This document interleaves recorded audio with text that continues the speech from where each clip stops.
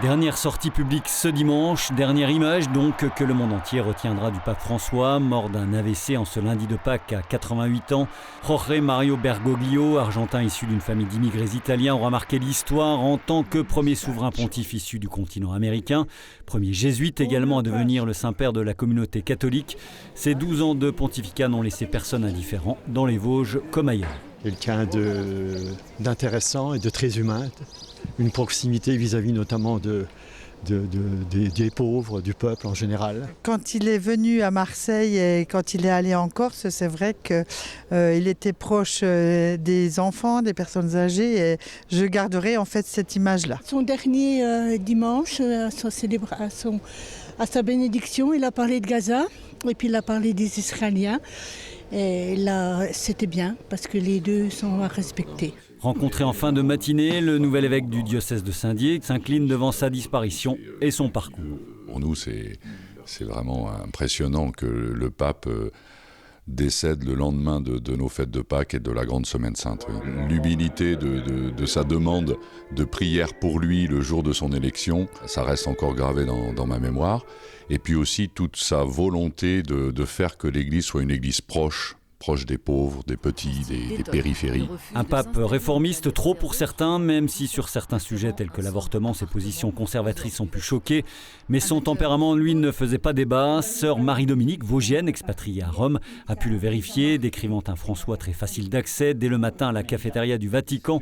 Pour elle, pas de doute, son pontificat est celui de l'ouverture aux autres. Moi, je pense que c'est quelqu'un qui a marqué son histoire, non seulement l'Église, mais il a marqué l'histoire.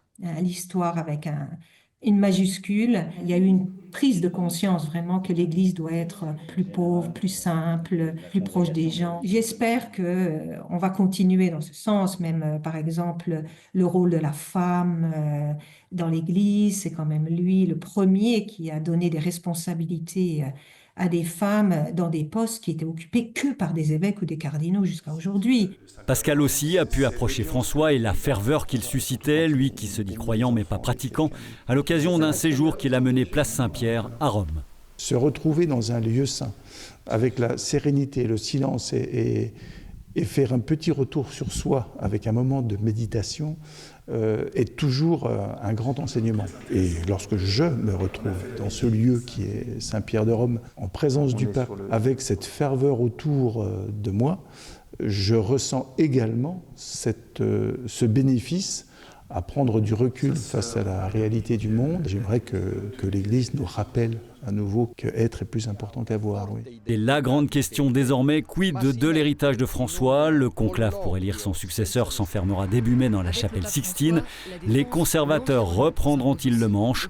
Quelques éléments de réponse en retournant à Rome avec sœur Marie-Dominique. Il reste effectivement un noyau de cardinaux plus traditionnalistes, plus conservateurs, qui ont fait souffrir François, même au niveau de la curie vaticane, mais ils sont minoritaires. La grande majorité des cardinaux qui vont participer à l'élection du prochain pape ont été nommés par François. Je pense qu'on est arrivé à un point où on ne peut plus revenir en arrière. Et le prochain pape, moi je suis sûre que ce sera quelqu'un qui va poursuivre les réformes.